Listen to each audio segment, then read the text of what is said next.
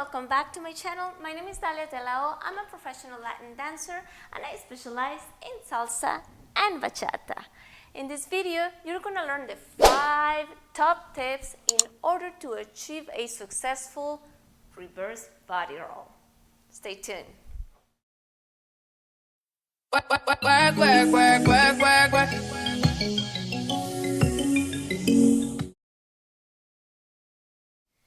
Tip number 1. Alright, so tip number 1 talks about position.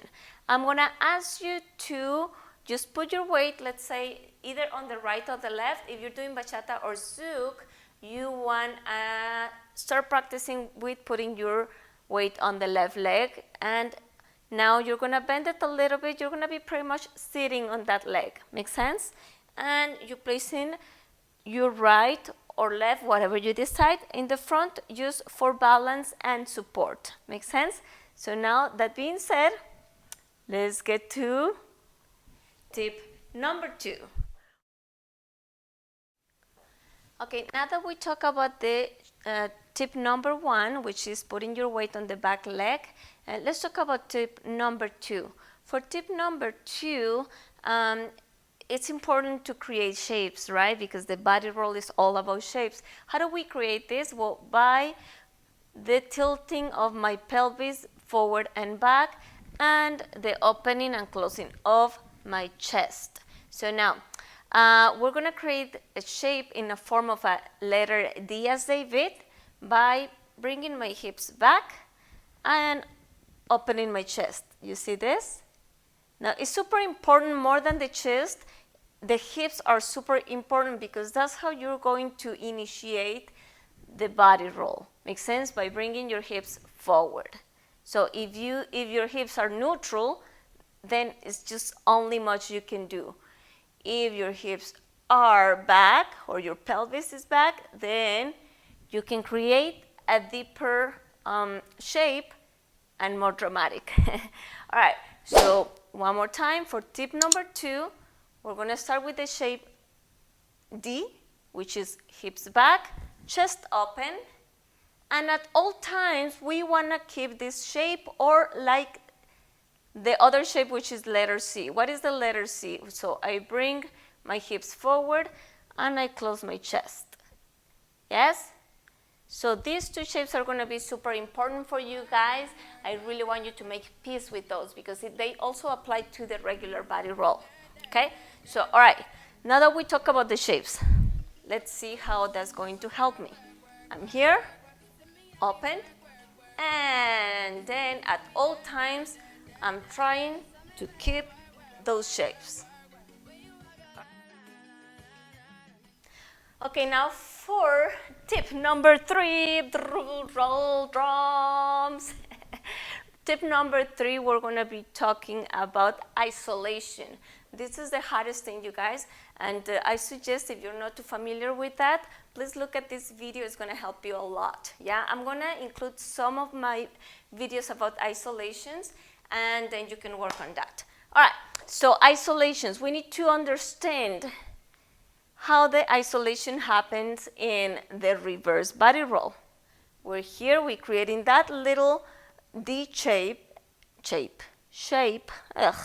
and then we start with the hips first, or pelvis. So pelvis, belly button, chest, and head.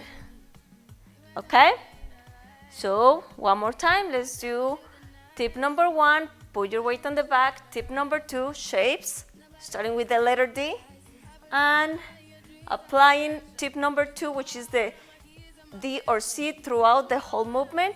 Now, tip number 3 is isolations. Yes, so we go.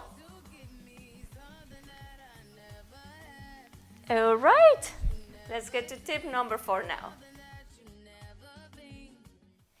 All right, now for tip number 4, this one is super important, you guys, because I see that's where most of the issues happen, that you already have the whole concept of it. You know, you're like, okay, but I still look like this, right? So pretty much my tip number 4 for you will be relax your neck. So treat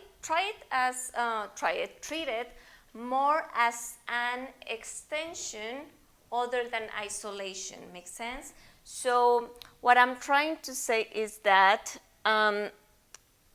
you are moving, you're isolating first your pelvis, then your belly button, then your chest, yeah?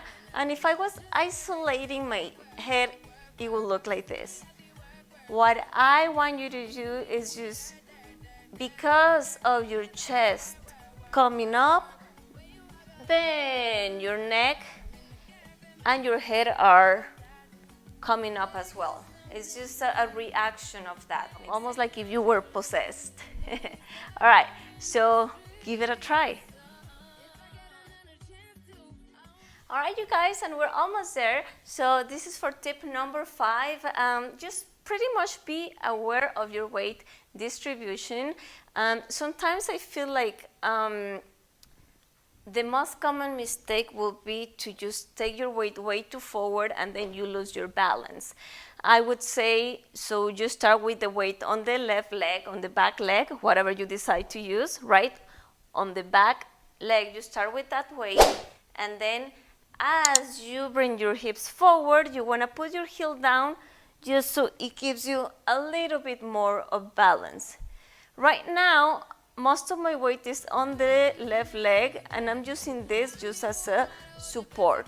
Yeah, I can decide to put it in the front leg or to stay in the back leg, but just be careful not to go way too much either back or forward, because you're going to lose your balance. Okay, so whatever you decide to keep your weight, either like in the front leg or in the back leg, always try to keep your shoulder, hip, and your ankle in the same alignment. Makes sense? So I'm here, I'm going. See, there is my shoulders, there is my hip, and there is my weight. Now, there is my shoulders, there is my hip, and there is my ankle.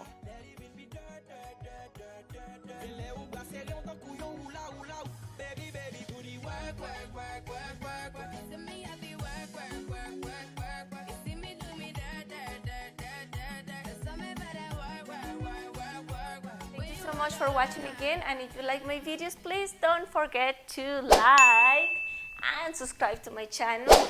And if you think this is going to be useful for someone, I would appreciate if you can share it. Yes, sharing is caring. All right, guys, see you next time. Also, comments, I love comments. Let me know how can I help you, and let me know how it worked. See you guys.